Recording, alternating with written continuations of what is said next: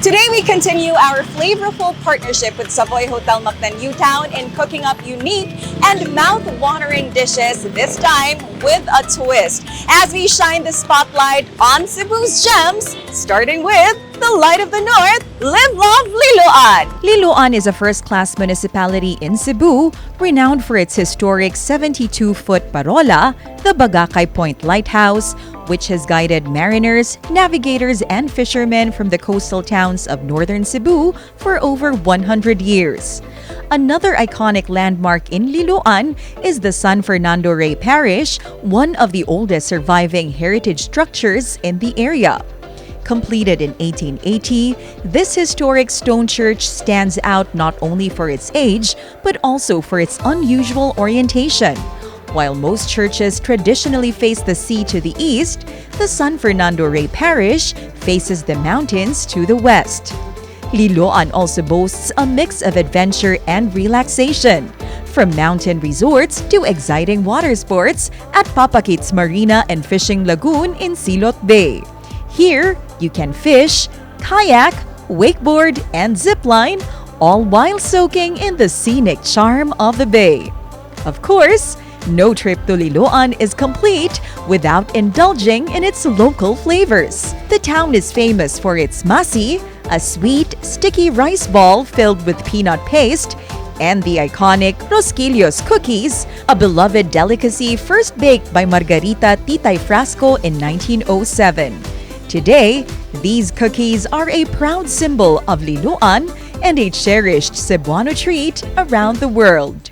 And now we are here at the secret menu kitchen of Savoy Hotel Mactan Newtown, and what better way to honor this iconic delicacy than by creating a very special dish using Liloan's very own Rosquillos. And of course, we are joined by the ever-talented executive chef of Savoy Hotel Mactan Newtown, Chef Coke Semblante, together with our guest chef for today. We are truly honored to have her here with us to join us for this episode. The great-granddaughter of the legendary Lola Titay herself and the incoming Vice Mayor of the Municipality of Liloan, Margarita Margo Frasco. Good. Welcome! How are you? How are you? Thank you for having me. First of all, congratulations Thank you, Miss on Andi. the victory. Thank you so much, Miss Andi. Salamat kayo for joining us. How are you? Kamusta? Ako, I'm good and I'm happy that we're back after a Yeah. year now na wala ang secret menu, but we're happy and honored to have Miss Margo here. How are you, Vice Mayor Margo? Actually, a bit nervous with all these ingredients in front of me, but I know I've got chef behind my back, and of course, the one and only Andi. You got me, Andi.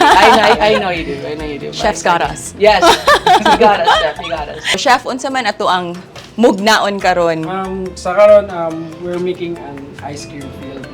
It's basically an ice cream sandwich, but we're using a product of Titay's. So we're using the lettuce, the Carmen, and the Rosquillos de Corazon. So, Okay. we're using the Rosquillos de Corazon because of the butter flavor of the Rosquillos. So What are the rest of the ingredients, the Chef rest of the Coke? ingredients is basically the basic ingredients of an ice cream, vanilla ice cream. So our base is vanilla ice cream. So we have the heavy cream, the powdered milk, we have also the sugar, the glucose to stabilize the ice cream lang. Okay. So we have the filling, the cream cheese, the icing sugar, pistachio, and the crushed Rosquillos na we're using this one. So ato yung sandwich Exciting. is the lettuce de Corazon. Nice. Oh, wow. Perfect kayo, no kay init kayo sa gawas. Yes, I have to agree. Grabe. I'm excited. Yeah. Sige, let's start. Yeah, Alright. it's very easy lang, quick, so we can also make it at home. So, let us welcome the pastry chef of Savoy Hotel Mactan Newtown, Chef Fran. Sige, let's get to business. What Alright. are we going to do first? Have you always been active in the kitchen? Yes. Well, let's see. Yes and no. Yes and no. I think if I gave it time, I could probably cook, quote unquote cook. But I haven't really had, spend the time to be in the kitchen. Pero, murag sugod karon after ani, murag ganahan na kumupalit ani mga tanan ingredients. Ako ini soyan sa balay. Wa na. Sugdan na gyud. Ako ini sugdan sa balay. Ako ini invite si chef ug si Miss Andi sa balay. Ato ni testingan niya to Andi. Why not? Let's Pero what see. was your earliest memory of Lola Titay and how she started this business that has already been world-renowned?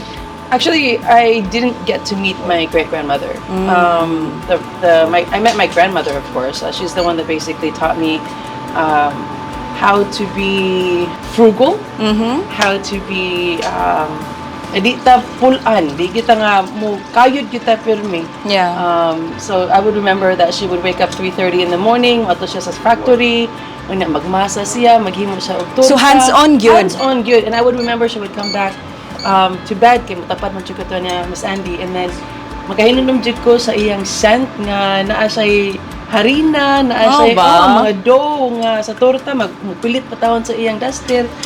And then that's the first memory nga mikibaw jud ko nga gabi jud kakugihan na akong lola. So this is Lola Corazon. Yes, definitely. Ang kaning atong Corazon was actually the story behind this. Natay Classic, Resquillos Classic, Yeah. and Natay Corazon. Before, many years ago, parihara gina sila, identical physical na gina sila. Like you won't be able to tell the difference. Yeah. By just looking at it. Yeah. So sa amo ng time nga kami nagda sa negosyo na, we had to distinguish on how you can base it just by the physical look. And then we came up, my cousins and I and my brother, we decided it was my grandmother that actually created the corazon. So why not put a heart, since corazon means heart one siya. So mo na ni Sharon. Yes. Let's show our viewers this Yes. one, diba?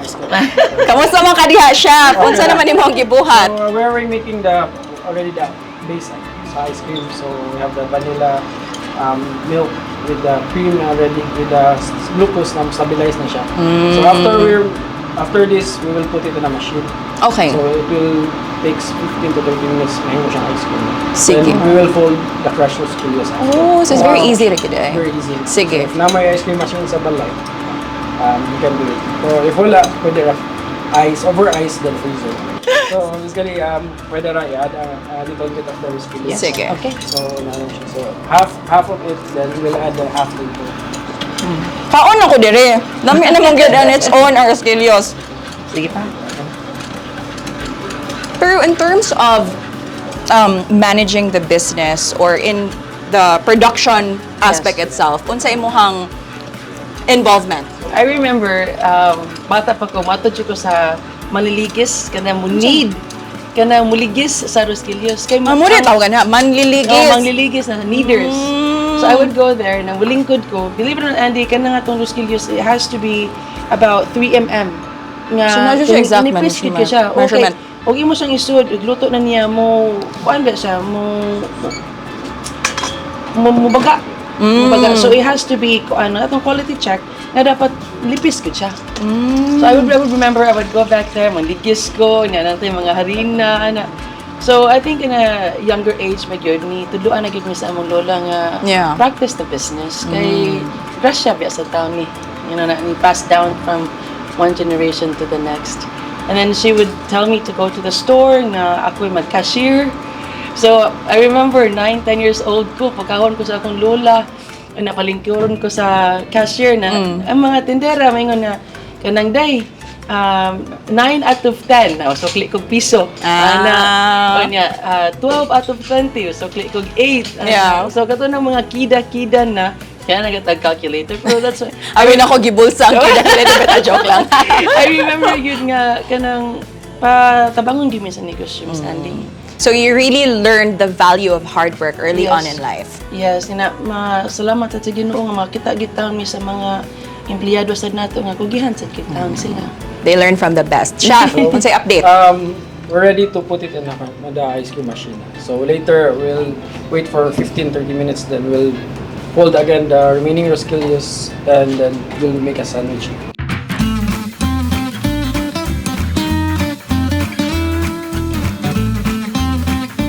All right, so this is the output from the ice cream machine. It's been in the ice cream machine for 30 minutes, and let's finish the product. Yay! And Andy is definitely ready to eat this. Of course. Alright. Sige, so what are we gonna do, Chef? First, we'll add the half of the Rosquillos. Okay. The one na bilhin kanina. So we add the half, then we finish it with the half also. So we'll fold it. So we'll just mix it with the ice cream. So para when they eat it, chef, naagigyapod ang kanang more the texture, no? Granules for Well, tagamtam na po sila sa Roskilde. So more sila nagyapon sa Liloan. Basically, it's nostalgic ba? Remember katong Funwich before kung born mo from 80s, remember mo ka ng Funwich. So basically the idea is, and then the idea is, so just cook it in. Sige, go ahead, Chef Margo. So, about 3-4 Mukhaon na lang ko daan ni Andi. So ibutang na siya sa mold. And then you pack it down. Just around 3/4 lang. Parang naglaway na ka, Miss Andi. As in! Parang naka-feel jug ko. Kaayo! Ready na jug kay kaon ani ba? And this is why he's the chef. And I'm just the assistant holding the spoon. Na master na gid ni ang aesthetics ni Grabe. Chef Coke. That's it. Then we'll let it sit for 1 hour sa freezer. Then we'll make it a sandwich. Okay.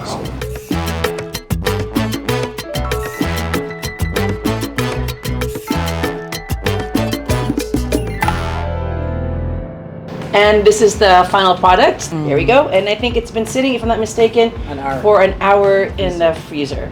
So gamay na lang ko ang chef, no?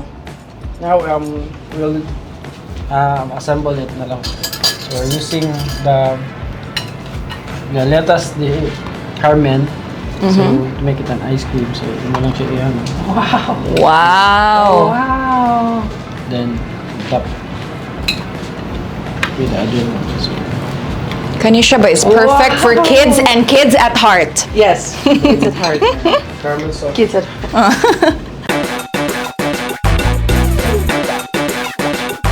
And presenting to you the final product, Rosquillos Rellenos de Helado.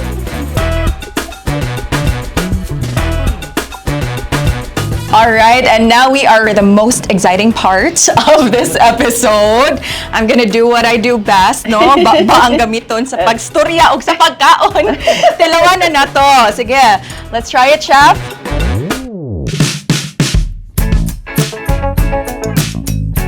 So you really have to get a portion of both the sandwich, no, and the ice cream. Ice cream. So it's the combination is a little bit salty and Yeah. 1, 2, 3. Wow. It's so good. Maguba akong diet, It's really good, no? It has the crunch and the creaminess nga refreshing kaayo. Perfect yun kayo siya. That's really good. Right na. Sige na That's tagbalik-balik, really Pwede kang order sa Subway Cafe. I'm sure, Chef, no, that our viewers right now are also curious as to how they're gonna try this out for themselves. So please explain. Saan mo yung pagkaon ng Rosquillos Rellenos de Helado? You can order this, just visit Savoy Cafe at Savoy Hotel Mactan.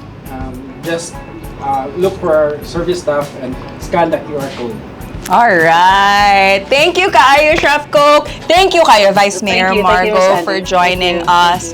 And of Chef. course, no, thank you to all of our viewers. So there you have it. Ara mo sa Savoy Hotel Mactan Newtown para makasayaw gyud mo og ice cream yummy. Ice cream good. Let's dig in. Let's go. Again.